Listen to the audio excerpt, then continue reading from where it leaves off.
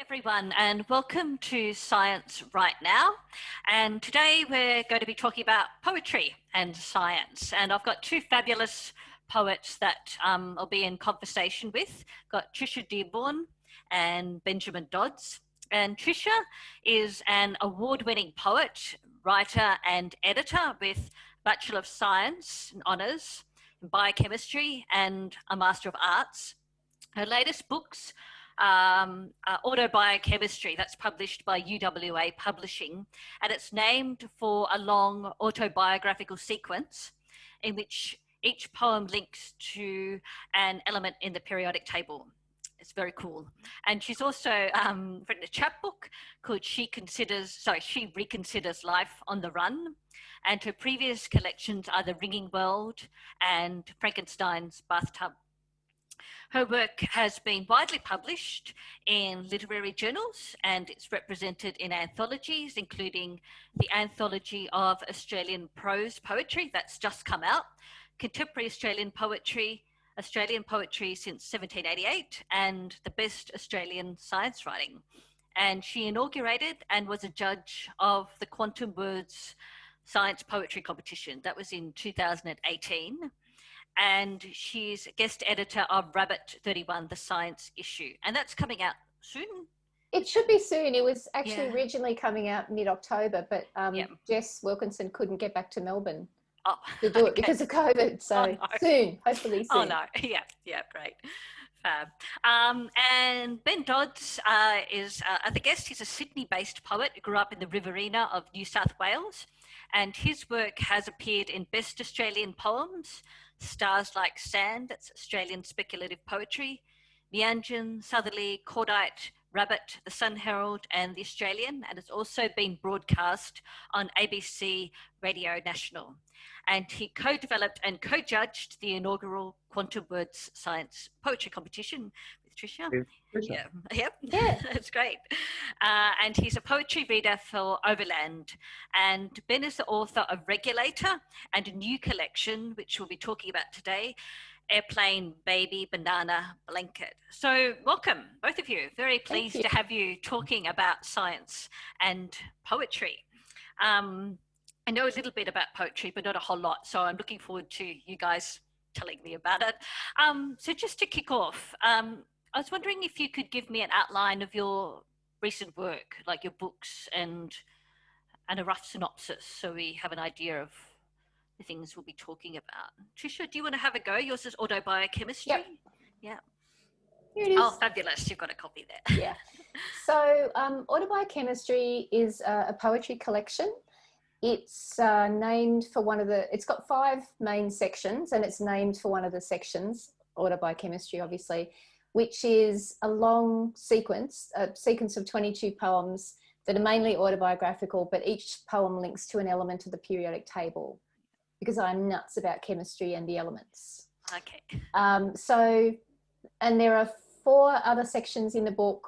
There are 2 other sequences in there, like there are 2 sections that are sequences but all the poems in the book, I would say, the name of the sequence that became the name of the book came about because, well, it just kind of sprang into my head and I thought, oh yeah, because it's like autobiography and chemistry and I just mashed them together. Yeah. And then you also get biochemistry, which is a bonus. I've got a double major. My degree is double major in chemistry and biochemistry and then did honours in biochemistry. But chemistry is my first love.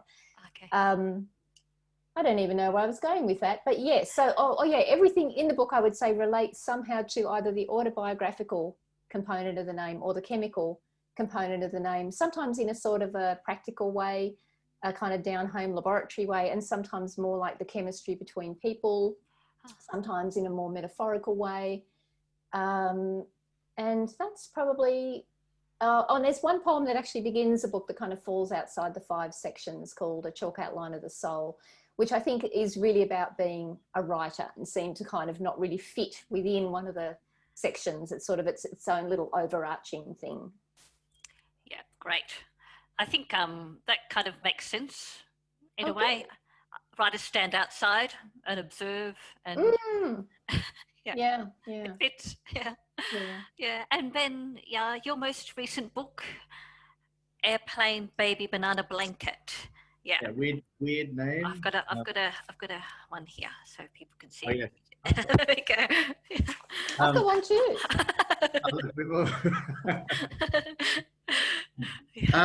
So yeah, Airplane Baby Banana Blanket. It's an odd title for, I guess it's a kind of an odd book too. It is all about a chimpanzee called Lucy, and Lucy was raised in the home of an Oklahoma psychotherapist in the 1960s and 70s, a man called Dr. Maurice Temelin, and he wrote this book here, Lucy Growing Up Human, which is a really bizarre book, but it's a book that I used as sort of the jumping off point for writing my book. I turned a lot of the strange anecdotes and a lot of the goings on from this memoir. I turned it into poetry. Yeah, I've had to explain the title to a lot of people, but I don't think I'll explain it here. If you read the book, you'll find out what the title means. Yeah, no, I want to come to the title later on. I think it's really, yeah, I'm really interested in the sign language part of it. Yeah, and the book. How did you come across the book, this biography, about this bizarre setup? Everything seems to come to everyone these days through podcasts, and that's how I came to write this book. I was listening to Radio Lab, a really excellent podcast that they produce in the US, and there was an episode about Lucy, the chimpanzee, and there were excerpts in that episode from this memoir, and I thought, wow, that sounds really interesting, and I found a copy of it. It's long out of print. And when I read the book, I just thought, wow, it just opened up this strange world, and I just needed to write about it. Yeah, and what was the context for the podcast? Why were they talking about that book? I think from memory, it was a long time ago, but I think possibly it was something to do with parenting. I think it was a parenting themed episode. And, you know, as a point of interest, they talked about a chimpanzee that was parented by these people in Oklahoma in the 60s and 70s. Yeah. And how she was raised as a human. I mean, that's why it's called Lucy Growing Up Human. Wow. Yeah. And Tricia, did you have a light bulb moment for putting your book together? I mean, you talk about this lovely synchronicity with biochemistry. Was there a point where you thought, okay, I'm going to write this book, or did it just kind of mash together and worked? No, my usual process so far for this is my third full-length collection, and my usual process has been write poems and accumulate, send them out, get them published in journals or wherever, and accumulate them. And when it gets to a sort of there must be some kind of tipping point or something where I think, is there a collection there? And then you kind of have to look and see, well, is there enough? Is there a theme? Is there something that draws it together as a collection? This one got, I think, restructured a couple of times in the process. So there was a tipping point of thinking, yes, I'm going to put this together into a collection. And probably it's quite likely that I was applying for a grant or something, because that can be really useful to set your mind to, what do I want to do? What am I actually doing? What do I want to create here? And then in the process of actually doing it, then there's, a lot of revision and I was writing new material and restructuring and that kind of thing. I think when I got the title, then it sort of came together in a new way, or when I realised that part of it was going to be the title, because then it gives you a sort of a standing point to look at the rest of the poems and see, well, do they still fit in? If this is my kind of overarching title, then how is it going to work? And the way it worked was that it ended up in these 5 sections. And what I did was, when the book was launched in Sydney, I had 5 launches. Each launcher launched one section. Ben launched Autobiochemistry, the section, which was lovely. And a separate person launched each section, because even though they all kind of can be seen as relating back to the autobiochemistry thing, like there's a sequence in there called The Change, Some Notes from the Field, which is about perimenopause. So someone launched that. So they're quite individual, as well as, linking to that larger theme. I've got a quick question. Am I allowed to ask a question? Yes, please do. I remember hearing one of the first poems at a reading, Tricia, years ago, and thinking I think it had the title of one of the elements, and I think you joked about writing writing more poems that follow the periodic table of elements. How serious were you about that when you started? You haven't got a poem for every No. element. No. And I never planned to have one for every element. And I remember writing the That'd be first a very one. good job. Yeah, it would be huge. A lot of them would be kind of tricky, I guess. I know. Well, I think at the moment there are like 118 elements in the periodic table, but they keep, at the end of the periodic table, they keep synthesizing new ones. Yeah. It's like you can't keep up. But the thing was, okay, I remember writing, the first one I wrote was iron. And I remember that fairly soon after that, because I actually tracked back, I was curious about my own process in retrospect, and I tried to find where is my initial file that began this sequence that then is the sort of backbone of this book. And fairly quickly, I had notes for a sequence that with different elements in it, like I think about 6 elements. But I never thought of doing all of them, partly because I'm not interested in the radioactive elements. I just have no interest. And that's probably partly because part of my fascination with the elements is that they're indivisible, they're immutable. You can't, it's like you can take a compound like sodium chloride, say, and you can melt it and put a current through it, and you can split that into sodium and chlorine. But you can't split sodium, you can't split chlorine. And there was something about that, the essence of that concept that really fascinated me. And with radioactive elements, they can actually transmute to other elements because they're shooting off protons and all this kind of stuff. So I wasn't interested in the radioactive ones. And also I only wanted to write about the ones where I felt there was some particular link to my life. So for example, there's a poem in there called Chlorine, which is an element. Most people will know chlorine from pools because there's a chlorine compound in pools that, kills bugs. So the poem Chlorine is actually about having my life saved at the age of 9 by a fellow 9-year-old or a sister 9-year-old, my friend Susie Garner, whose pool I was swimming in. I nearly drowned. I was drowning, and she had, fortunately, had done the lifesaver training. And at 9, she very calmly and capably and competently rescued my ass. So that's what Chlorine's about. So each poem, there's some particular link to my life. That was the other way that I chose the elements and why I didn't write about all of them. Huh? Kind of reminds me also of, I don't know if you know the musician Sufjan Stevens. Oh, yeah. Who has set out to make an album named after every one of the US states. I think so far he's only gotten around to doing 2 or 3. Yeah. But yeah, I think he should probably, he shouldn't make any bold claims that he's going to cover all of them. No. Well, although if a bold claim gets you going, make the claim and then do what you want. That's true. Yeah. Wow, that's really interesting. So you've got quite a background in science, Tricia, and a lot of the poems are about school science as well, and working at school. So is that where your love for science started? Yeah, no, actually, I remember being really into science. I was very interested in science and in some ways thinking scientifically from about 5 or 6. I remember when I was about 6, I've got books that I had then, I still have them on rocks, which I still love, on dinosaurs, on light, like how light works. So I had an interest from a young age. And I remember doing I remember being in the bath when I was 5, and I was thinking, I was putting the hot water in the bath, and I thought, if I push the water back with both hands, it's just going to go back and meet in the middle and bounce forward, and that doesn't seem very efficient. But if I scoop it this way, it will all go under the hot tap and it'll all get heated. So I decided that at 5, and I still stir my bath that way. So I've been interested in science for a really long time, and I started writing poems when I was 7. So they've kind of come along together in a way. And then, but a defining moment for me as far as science goes is in year 7, when I had my first chemistry lesson, and it was about the elements. And I remember drawing, I've still got this too, drawing the little diagrams with the protons and neutrons in the middle and the little electrons in the little shells in pairs or whatever.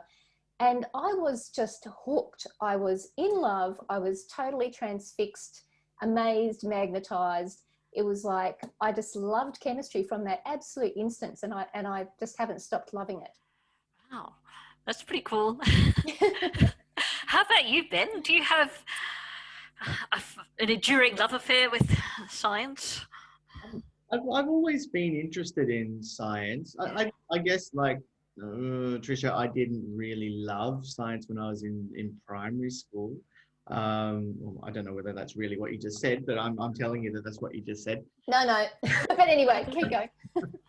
I didn't really even like it that much at high school, but then when I finished high school, I somehow fell into a traineeship. I became a lab technician at the Department of Agriculture. So I grew up in Leeton, and just outside Leeton is a little town called Yanco, and there's a research station there that everybody who lives there, knows all about. Strange things happen there.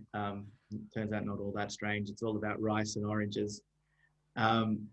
But when I started to work there, I was in labs, and I'd never been in labs before. I didn't really know how a lab worked.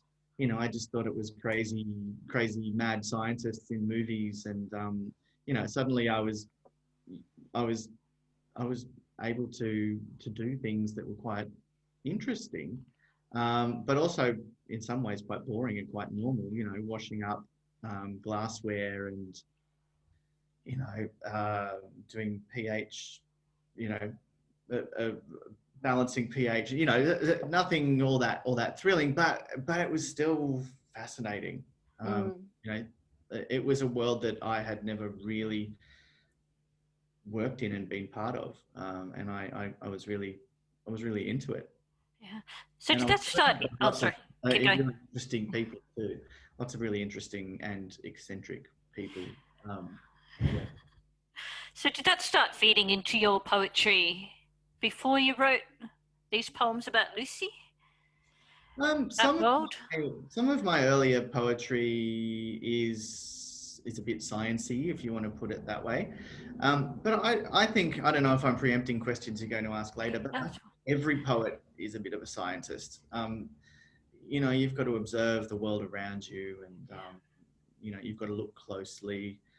And I think we're all scientists. I'm a primary school teacher, and when we do science lessons, I say to my kids, you are scientists, and they giggle about that, but they really are. If you're doing an experiment and you're observing and you're trying to see what's going to happen, then you're a scientist. You might not be a published one. That's a perfect metaphor for writing. You make so many mistakes, and then you go back and fix them and try again and just keep repeating that process over and over again. Yeah, you're right. It is. We're doing science. It's very cool. Yeah. So when you heard this podcast about Lucy, then what was it that resonated with you about this story and about Lucy being brought up by humans? I think initially it was the strangeness of the story. I had heard about cross-fostering programs before, but this story had sort of a darker side to it that was hinted at in this interview, in this podcast, and it's definitely expanded upon in the memoir that I found and read and based my book on. The experiment was, look, it wasn't very scientific. It was actually quite, some of the things that happened, that are inexcusable and cannot really be justified. But there was an interest in what would happen to Lucy when she reached sexual maturity. Who would she lust after? Would she be attracted to other chimpanzees, or would she be attracted to humans? And because she'd never been allowed to mix with or to see any other chimpanzees, because she was taken from her mother the day she was born, or possibly I think it might have been the day after she was born. She never saw another chimpanzee until much, much later in her life. And so when she became sexually mature, she was interested in human males. And it edges on a lot of, it sort of verges on a lot of really dark taboo stuff. There's no bestiality in the story, don't worry about that, but there are definitely a lot of curiosities that maybe some people might some people might not have gone as far or looked into it as deeply as the people involved in the story did. Yeah, I found it a bit creepy, but I also thought that the way you dealt with it was very adept, and you used humor. You used this phrase, the good scientist, all the way through, which is Yeah, double-edged sword. I started There's to use an edge that. to it, yeah. I started to call Maurice Temelin out the good doctor. Oh, I sorry, that's right. Yes, the good doctor. Yeah. might have even been in one of the first couple of poems, because I didn't really know what the collection would be when it was finished. It was just sort of branching out in all different directions.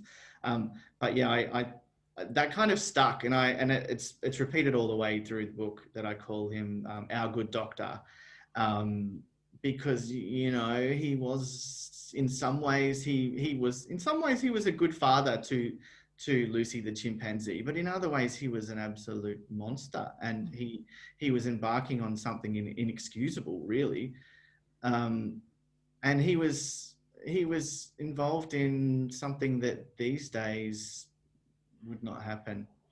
No ethics approval.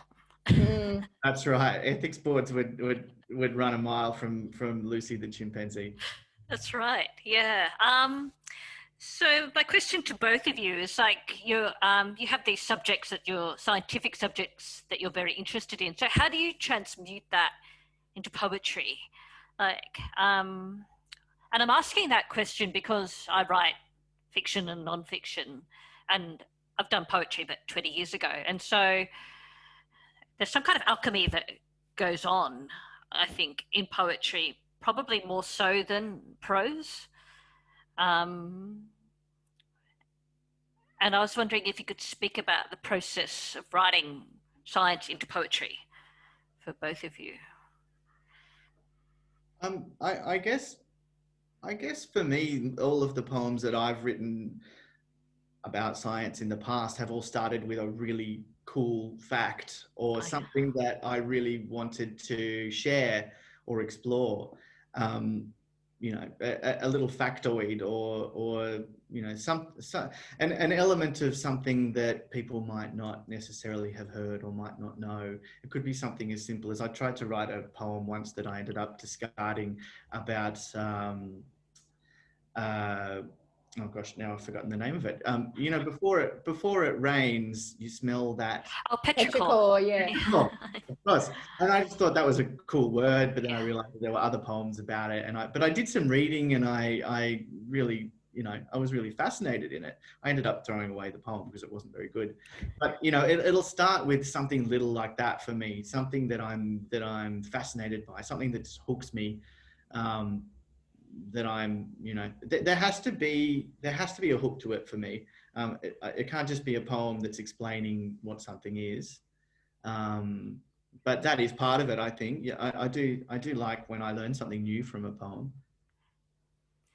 Yeah. Yeah. I think for me, the hook often will be something emotional, even if the poem, I don't really write poetry that's overly, that's sort of, it's not gushy poetry by any means, but often I think the hook and the thing that begins it can be something that's connected to either my own emotional life or someone else's emotional life. And the facts and things, I mean, if I'm talking about poems that have science in them, there can be the little facts in there as well, because I'm fascinated by those little facts. I was just actually thinking, there's a poem in one of the Elements poems is called Sodium, and it begins, a metal so light it floats, a metal you can cut with a knife, a metal never found free in nature. And to me, they're three fascinating little facts about this interesting element. But the actual poem is about the way humans connect with each other and how that's built into our biology in our bodies and our brains and our neurons. So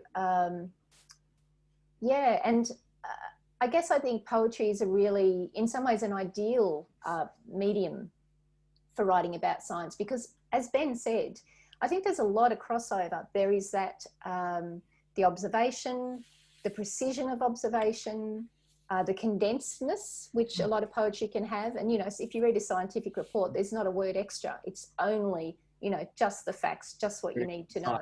Yeah. So, yeah, so it's actually a really nice form, I think.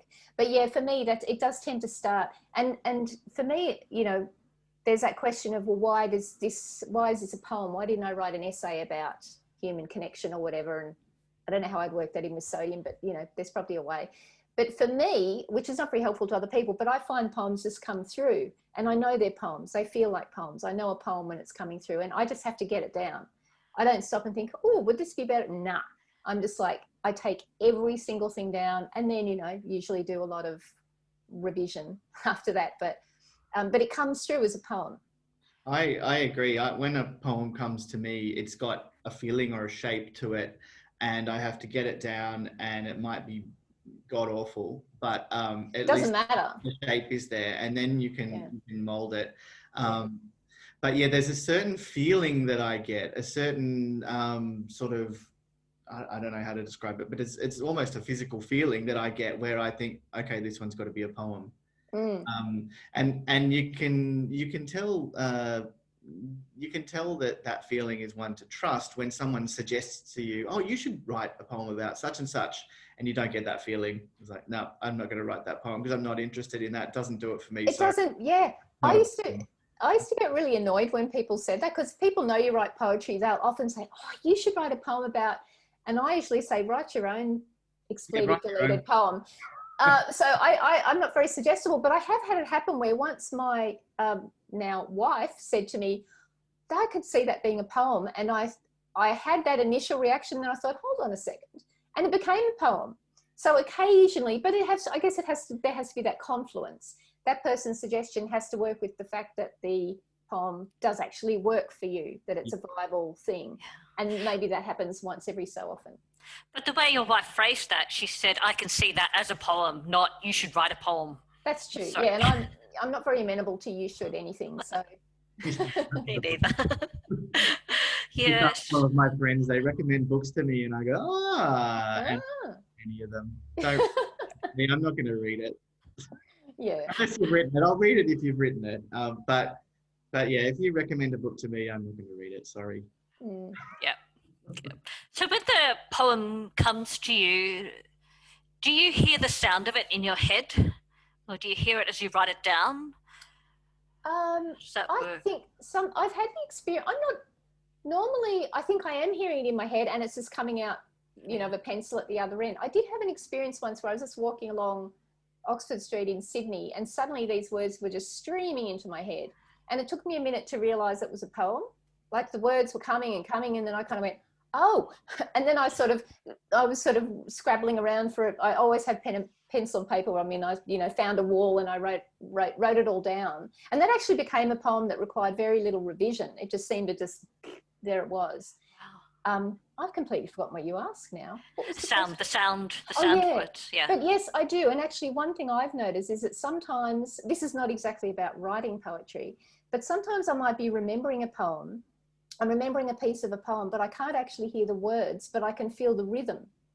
I hear the rhythm of the line. And sometimes, and I often don't know, is it something I wrote? Is it something someone else wrote? Until the words slot into the spots in the rhythm, then I know, oh yeah, this is a bit from my poem blah, or this is a bit from someone else's poem such and such. So I think it is very oral in a way for me in terms of rhythm and sound. And Yeah. Does it work like that for you, Ben?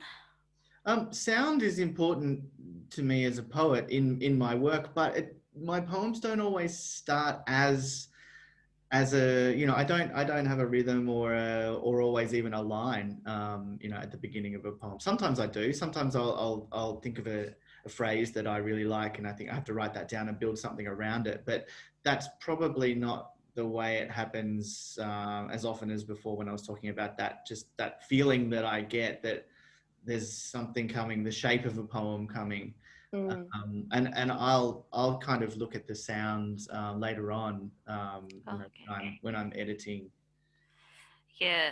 Oh, that's interesting. Well, I asked that question because the book I'm trying to write at the moment is about Western Australia's first non-Indigenous scientist, Georgiana Malloy, 19th century botanist. And she wasn't allowed to name the plants that she was collecting because she was a woman. So she had to write to a guy in England, send him her specimens. He would name them. They replaced the Noongar names because they were colonial, and send them back to her. And I think there was a real pleasure for her in the Latin names for the plants because Latin was poetic for her. And I think there was a pleasure for her in classifying, but also the sound of the words, and you could see her practicing science in her letters because she's learning these words and incorporating them into her letters. So Yeah. I was just wondering how it worked for other people because I'm pretty deaf, so sound is not the main consideration. It's pretty visual when I write things, but I guess Okay. poetry is like that as well. The visual part of poetry is really important, and I noticed that with your book, Ben, you play around a lot with the form of things. And there was the one about where is it? Space chimps. I'll just see if I can hold it up. Oh gosh, it's terrible. There we go. That one. This one here. Yeah. Yeah. About a chimp who's kind of put in a rocket and the rocket falls into the sea. And Yeah, it's about Han, the chimpanzee that was sent up by NASA during their Mercury program. Yeah, do you know what? I don't normally write very interesting looking poems. I'm not really someone who had been all that daring with the way I lay things out on the page. Until this book, I kind of gave myself permission to sort of experiment a bit. But if you look at my first book, there's nothing very exciting to look at there. But that one sort of when I wrote that, I kind of was thinking of. I started off thinking of a parabola. That the form that it ended up in is not a parabola. You know, it's a triangle. But it's kind of for me. It was sort of, I started off with shorter lines, and it was getting longer and longer and longer until the moment in the middle of the poem where things, are really quite horrible for the chimp strapped into this rocket, and then coming back down into the ocean. I just thought that it would be interesting to do something with the shape of that poem. But as I said, I'm not normally one to be that adventurous with laying things out on the page. I've become a bit more adventurous in recent years. yeah, I thought no, I liked it. And also there's two times you use a form where you just have a sentence and next sentence, does that, you add a little bit more to tell more and more of the story? Does that form have a name? I guess, could you call it anaphora?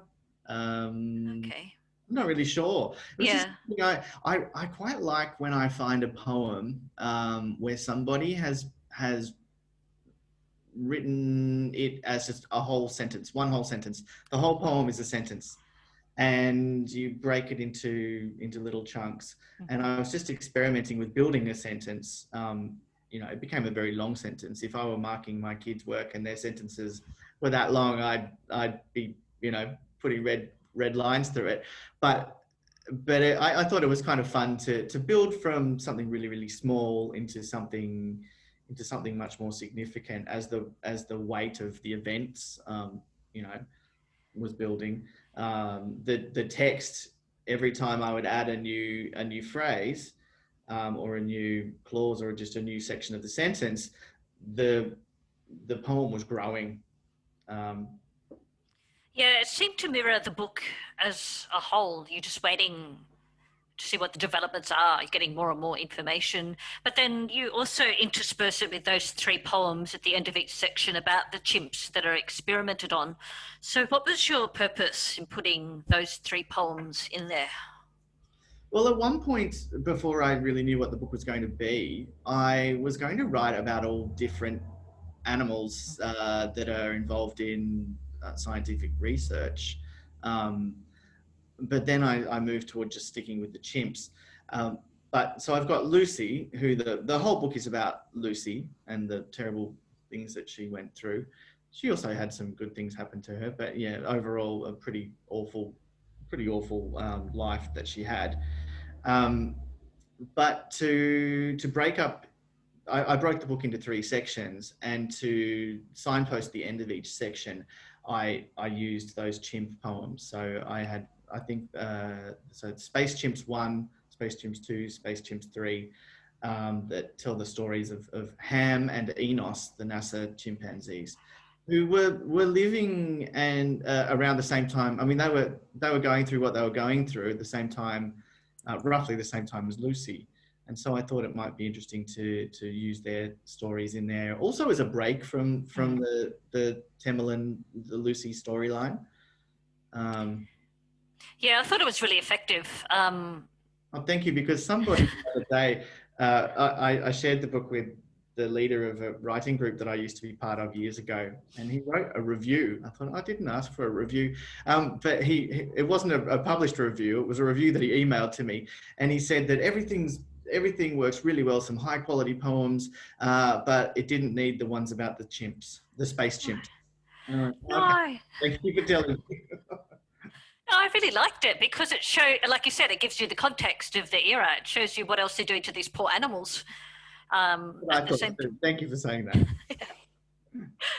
Yeah. So we were talking earlier about how you knit together science and creativity, and writing and science, and how writing a poem is a bit of an experiment. Do you think there's something to be said for the way you think about science as something creative? Do you think that is true? Yeah, I think science is very creative. Well, in a whole bunch of ways. I'm just thinking, I've got a book that I've had for ages, and it's a collection of essays, I think, or about, it's called Passionate Minds, and it's about scientists, but it's looking at science as a creative endeavor. And I think there might be another, I think that's like volume 1, and there might be volume 2 that I haven't read yet, but really fascinating.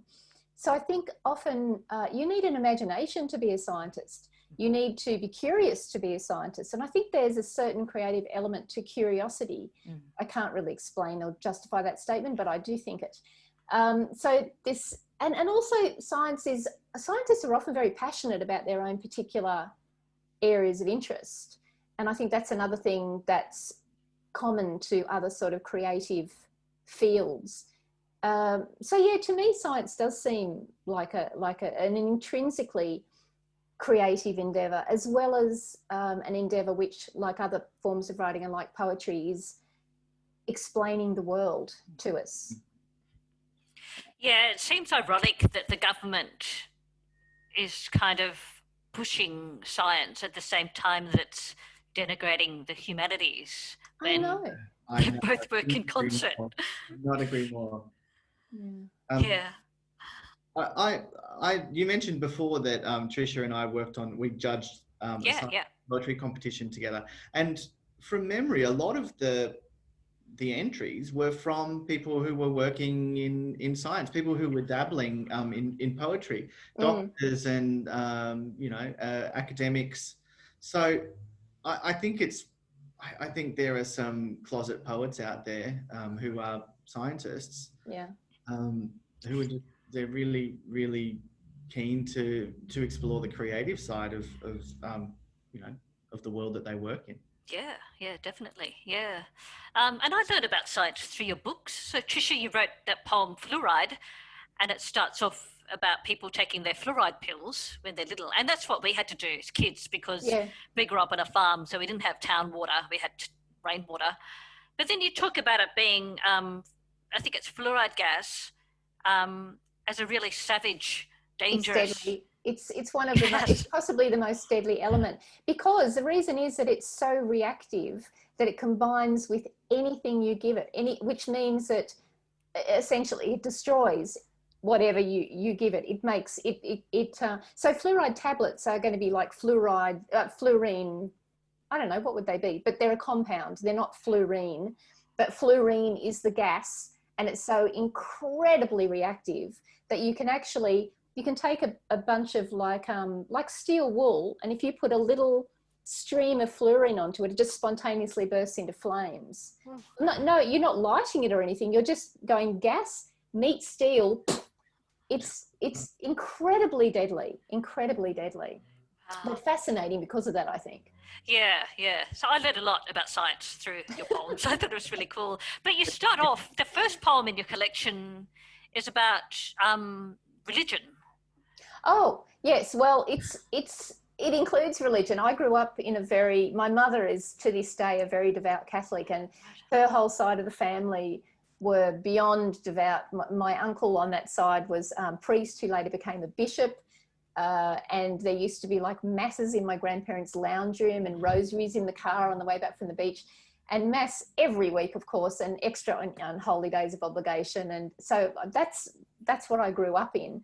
So, and I think because I'm writing in that poem about learning to read and learning to write and getting a sense of how all that worked, but it was happening in those surroundings and that atmosphere, which was the very intense Catholicism. So that's why there's so much religion in there. And I think there is some beauty sometimes in the language of religion. Like, I'm not a religious person now, but I do think that in the language, like when I was writing that poem, I remember the 7 sacraments, and I thought, oh, there's just such a lovely feeling to that.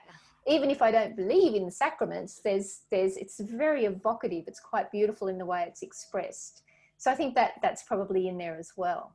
Yeah, but you talk about writing being a religion for you by the poem's close. That's how I read it. Yeah, yes, totally up to you to read it how you would like. I don't think of it as a religion, but I do see it as a,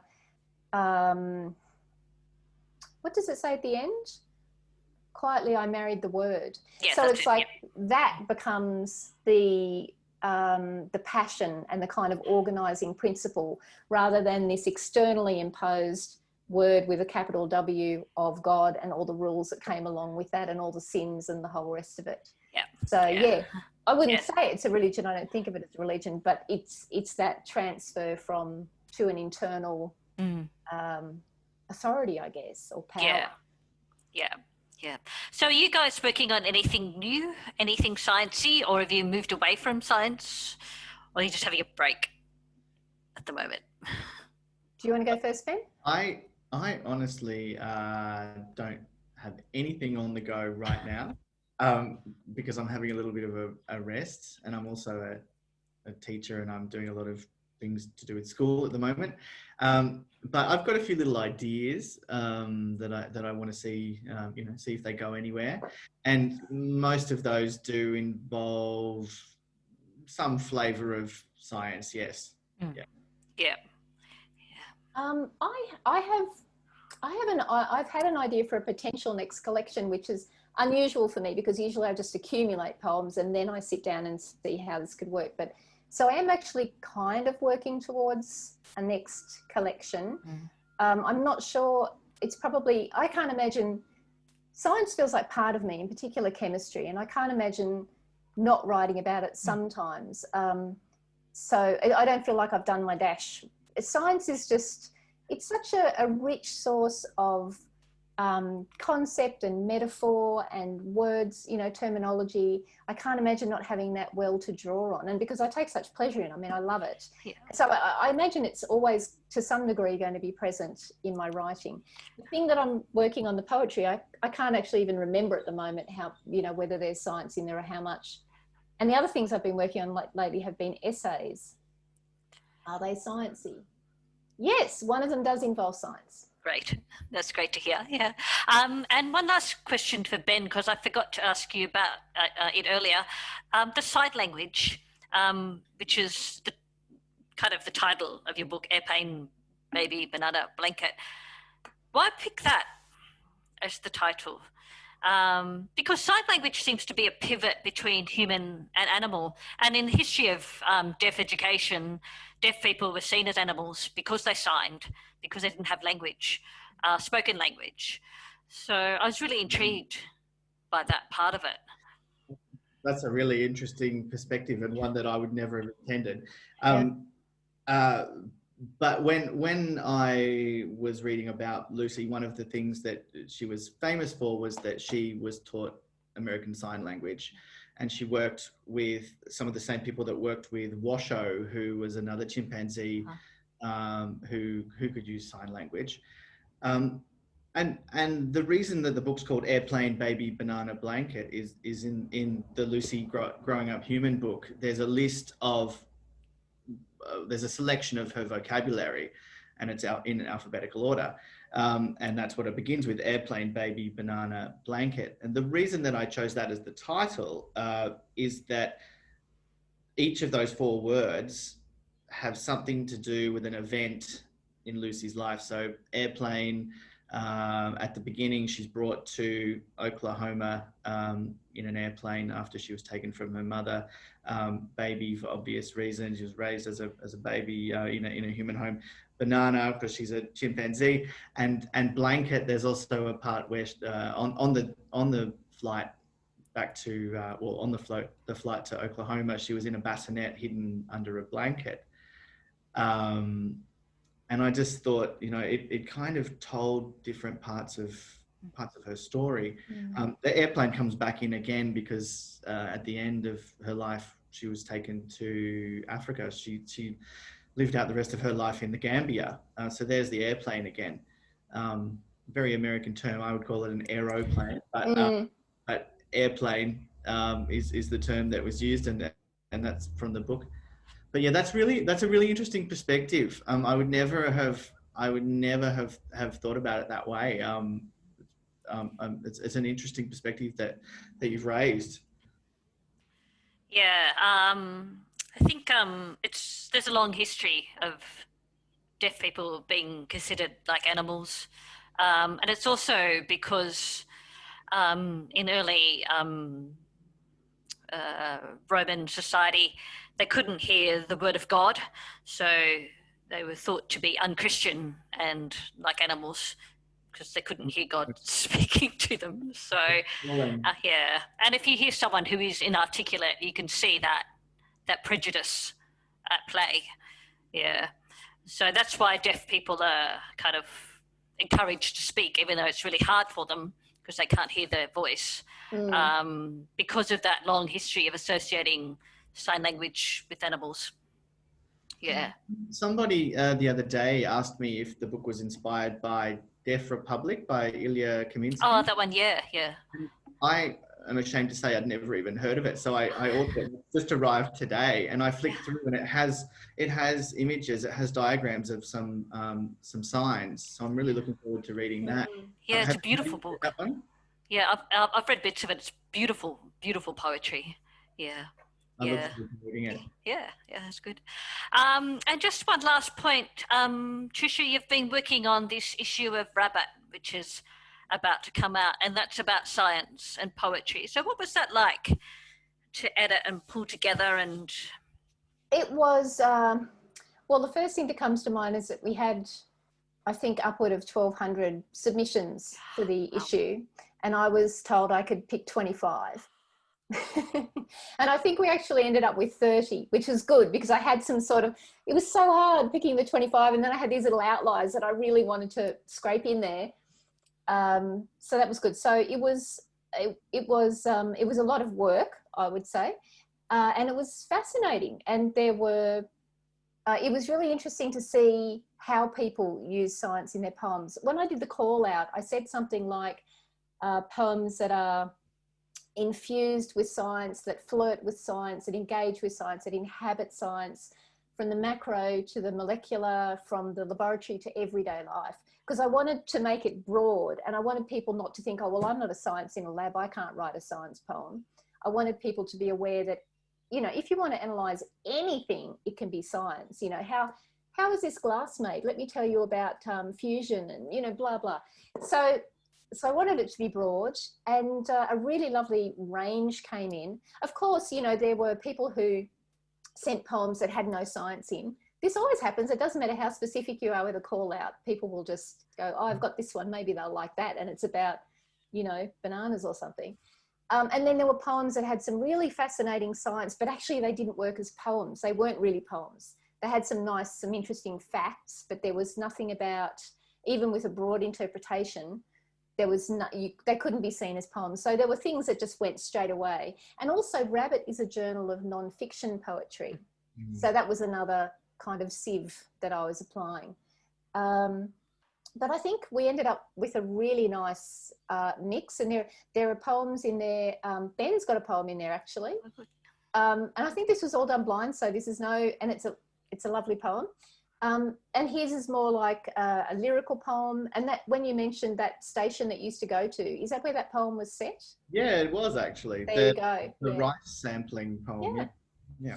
So, and then there were other poems, like there were not that much pandemic poetry, which surprised me, but there's one in there that was like a diary form thing that mentions the pandemic, where science is in there sort of glancingly, but enough that it felt important to include it. And then there's a poem in there that I think it was Ian Gibbons made, and it was using a scientific paper, but it was just using the captions in the paper, not even the content of the paper, but the captions and the legends on the diagrams, and using that as found material and making that a poem. And it sounds bizarre, but it's so metaphorically rich and imagistic and quite beautiful. And, you know, there's one in there about Indian aunts and the cooking of the dal. I can't remember where the science is, but there's science in all of them. So it was a really interesting and demanding and quite lovely experience putting that issue together. Wow, we'll look forward to that. Yeah, we'll promote it. Good, great. You have it. Yes, yeah, sounds fantastic. Well, thank you guys. That's super. Thank you for talking to us today. Thank you so much for having us.